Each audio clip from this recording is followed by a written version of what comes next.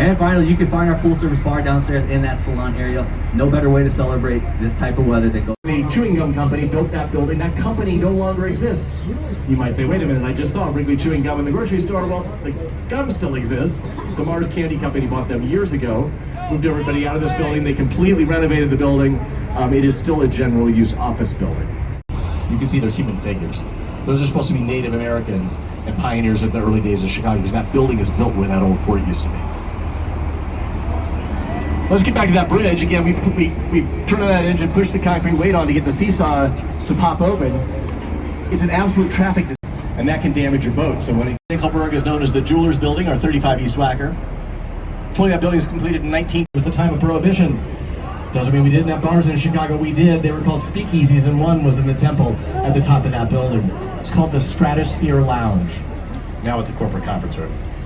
Larger lower part of the building, you'll see smaller water towers on the roof to have a lot of water readily available in case of fire. Now you'll notice there's no water towers under those little temples now. It's because they're no longer needed. The building's been retrofitted with a sprinkler system. Take your attention ahead and to the right, and just starting to come in review, unfortunately, right modernist. And we had a negative reaction to this in the 1980s and 90s, a period we now call postmodernism, our first postmodern building. The base, you look up at the top, you're going to see a colonnade there. It's not completely regular across the facade like the modern building was. And about a third of the way up the facade where the windows stick out and look different. They lined up perfectly with the 55 building across the street. So what that tells us is Kevin Roche, the lead designer, had to have stood out here and thought, how am I going to get my building to fit in with a street wall? And that was a definition. The Riverwalk is a huge success because you will find all those people hanging out on our Riverwalk, particularly on a day like this. Not everything is open yet, unfortunately, because we don't usually have weather like this in early May. Let's go up and left again. Blue glass apartment building in the next block. Just beyond it is another limestone building with two wings and a tower behind. That building from 1930 is known as the LaSalle Wacker Building by Halliburton Root. Almost all of our tall buildings from the late 1920s, early 1930s have that exact same shape, and there's a reason for it. In 1923, we passed our first zoning ordinance. It allowed us to build buildings taller than we'd never been allowed to build before, but they had to get smaller as they got taller to let light filter down to the street. There was literally a math formula you had to follow, and everybody was following the same math formula, and everybody's trying to build the biggest building they possibly could. It's because we're cruising on the Chicago River looking at it. But this is an excellent example of the beat-you-over-the-head style of architecture right now. Now when the building goes back into our view, I want you to look back up to that fake bridge at the top and come just below that fake bridge, about a quarter of the way down the facade, you're going to see a silver pot or urn stuck up there. And we asked the architects, well, what's that? And they said, well, Frank Lloyd Wright used that kind of element in his architecture.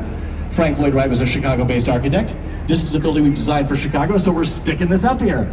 Would drive a modernist absolutely crazy, but again, so reflective glass is still really popular today, but it first became used significantly during postmodern times for that reason. And it's not a coincidence that it's green reflective glass. That's to reflect what's out in front of it, this green river. People often ask me, why is our river this color? Well, a river is a color based upon what's in it, right? A brown river is a muddy river. A green river means there's but you wouldn't hear it. But they had to take the level here, this grassy area. You can see down the south branch, the north branch of the river, and mercifully, the sun will now be out of our recently developed branch of the Chicago River, and thus a narrow line. Everyone has a door on the far side and a balcony over here on this side. Townhomes in the base, condominiums are mid-1980s when they decided to convert it into a residential building. It took them 6 months just to thaw the building out. Then they went in and they scraped out the insulation. Residences coming up a low rise on the left just past Fulton House. As we come up on the building, you'll be able to see the side of it. It's in the shape of a big right triangle. Looks a lot like the sail on a sailboat. Harry Weiss was an avid sailor, loved to use the triangle in his designs. We can see that on not only on the side of the building, but also in the rooftop. Lots of other. And if you know anything about Chicago's history, you might be aware that in the 19th century, just south of downtown was a huge area of meatpacking plants called the Unions. Didn't think something else. Second thing they thought of, our plan worked. This stuff was going to go off to the southwest and join the Mississippi River right where they are, and they did not want our toxic mess. But now we got another problem. I don't know about the Great Lakes, but it's one of the largest sources of fresh water in the world. About a quarter of the world's fresh water is in the Great Lakes, and we take that very seriously here, as do the. And people see people jet skiing we get later in the summer. People fall in the water, it's fine. It's not a toxic mess. But just don't drink the water while you're in it. And of course, that's always a good lesson with a natural body of water, because of course, once it's going to make you sick, you can't actually sleep. Left under the bridge through this building, it actually goes through more buildings to the left, and that's why we're saving it. Maybe for an express bus line, a CTA rail line, something to move people further east in the city as it gets more and more congested. turn our attention back to the right side, this white building ahead, of course, we talked about the residences of Riverbend. Just ahead on the right beyond is a blue glass tower. That's called River Point by Picard Chilton from 2017, corporate office tower. It's on a big concrete base, and that big concrete base at City Line is actually a tunnel, because that's where those railroad tracks are that are behind the residents of the air over those railroad tracks that come out of this tunnel on our right. And the left side of the building, they couldn't get down to the ground because they need to leave space for that mandated public river walk. So they channeled the weight of this huge structure into that gray rectangular center, a feat of structural engineering. But the problem with this design is we get seasick. That's a problem if you're trying to lease commercial office space. So they had to solve that problem here. And the way they solved that problem here is up near the top of this building, there's a full floor of rooms called mast-tuned dampers. And what they are is the rooms filled with water. And when the wind hits the building and the building starts to move one direction, the water in those rooms sloshes the opposite direction, and that reduces the sway at the top of the building. A very low-tech, inexpensive way to solve this problem. My favorite thing about this building, as we slide underneath it, is that you can actually see your reflection up there. If you're wearing something brightly colored, it's actually really easy to see yourself, but you get the chance to wave to yourself.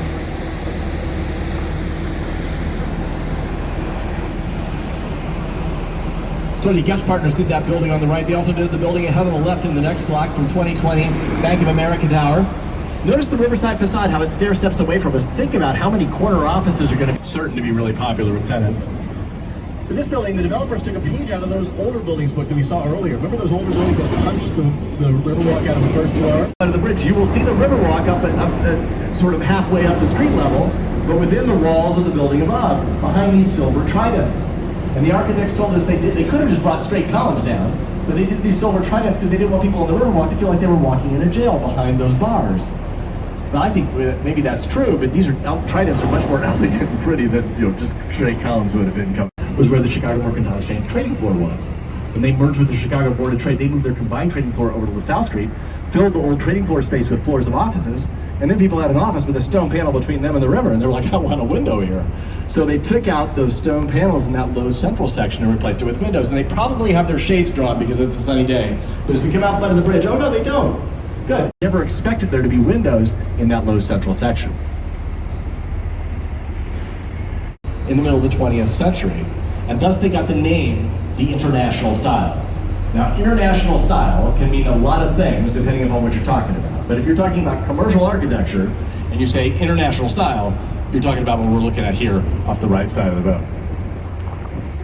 Mercantile Exchange moved out years ago. It's now a health club. There's a bunch of floors in the building. It looks nothing like it. Block is the last of the Gateway Center buildings, Gateway Center number 4, also by Skidmore, Rings and Middle, but now 1983, so we're in the time of postmodernism.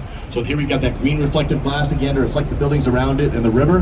The building, when they built that building, they left a hole in the bottom of their building for a roadway that did not exist.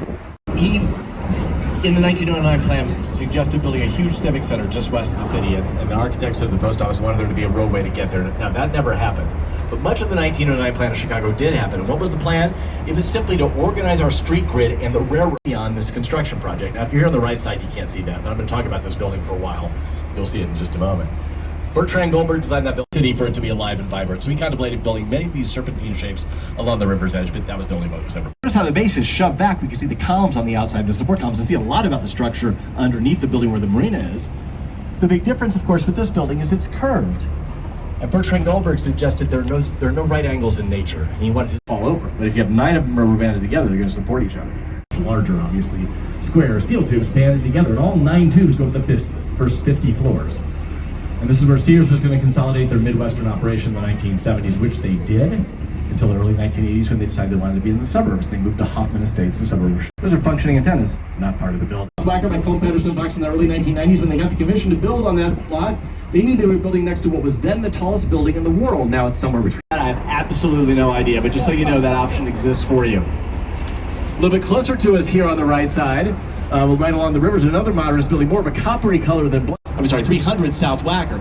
And of course, I told you it's built in the 1970s. Of course, we're going to be looking at the back of the building, right? The river was disgusting in the 70s. On the map that they've drawn, just something to speak to us as we cruise by. It would cover the entire area of the lot. And the lot was not in the shape of a square or a rectangle because the river's at an angle to the street grid.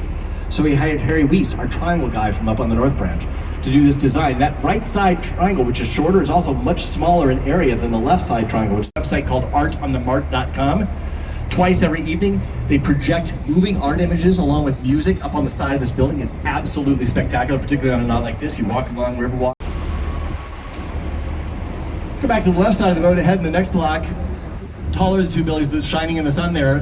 My Picard Children from 2009's 300 North LaSalle, and the building is LEED certified, L-E-E-D. LEADER stands for Leadership in Energy and Environmental Design. It's a green building stamp of approval by the U.S. Green Building Council. There's a bunch of different levels you can get, and we've seen tons of LEED buildings, most of the newer buildings we've seen, but I've saved millions of gallons of water out of the Chicago River every year, and they use it in their cooling system. By doing that, they save millions of gallons of drinkable water, because if they didn't do that, they'd have to use tap water.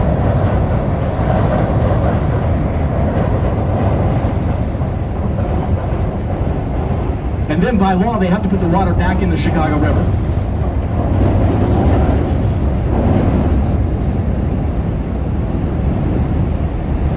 By law, they have to put it back, and they're actually filtering it before they put it back. So they're actively helping to clean the Chicago River. Just one thing this building that says Chicago Cut Steakhouse on the side does to get that green building stamp of approval. And the developing tinted terracotta leaf painted on the top of the building.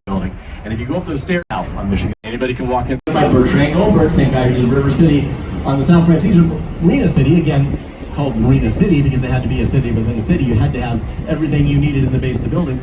But you didn't just need to have what you needed to live, you need to have entertainment too. There was no Riverwalk, there was no theater district, there was nothing down here in the 19th. The building says House of Blues or movies. So we come out of this next bridge, you see the support columns on the building ahead because the base is shoved back. Modernist, showing you the structure. But Adrian Smith told us he rounded the end of the building because this building is at the S-curve of the river. Beautiful view of the Wrigley building here in the sunshine. I can see on the clock there that you got 8 minutes to use the bathroom, so don't forget that. And as we clear the Wrigley building, just behind it, a limestone building, that's Tribune Tower Residences, the old corporate headquarters for the Chicago Tribune newspaper. Again, now being adapted for use into condominiums. Looks like a Gothic church fell on the top. Completed in 1925, designed by the firm Howells & Hood. Interestingly, Raymond Hood, the lead designer of this building, went on to design perhaps the most famous collection of Art Deco buildings anywhere in the world, Rockefeller Center in New York City. But just a few years earlier, he was doing Neo-Gothic here. Why? Well, to win the design contest.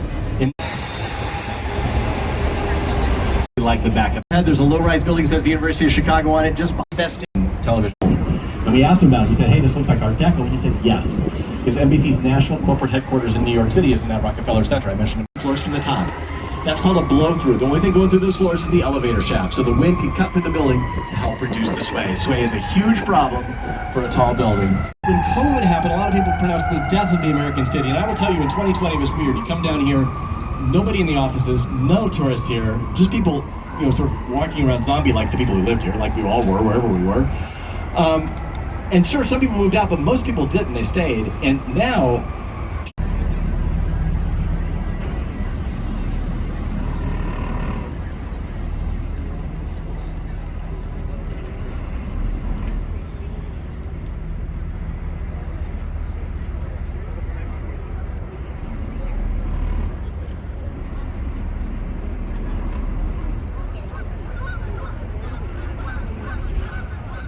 typical for urban high-rise neighborhoods, but I think it's because that huge park and it's so accessible to downtown for moms and dads. So they actually built a private school just beyond the St. Regis, the low-rise building with the gray and blue panel. Maggie Daly Park. You can walk around in there. And then you can go over the bridge into Millennium Park. You can take a right turn back toward the west. It's a nice sort of green space walk downtown. You don't want to do it today, that's okay, but it's a nice urban walk if you're looking for one. If I have people visiting on the Columbus Drive Bridge. The Columbus Drive Bridge is our newest trunnion bascule bridge in Chicago. It's from 1982. It's also our longest. But I'm going to ask you for a few favors as we come back. The first and most important favor, I'm going to ask that everybody remain seated until Captain Nick tells us it's time to go. In fact, when I'm done talking, I will sit down because everybody should be seated. These guys are incredibly smooth. But the one time we can get a jostle is document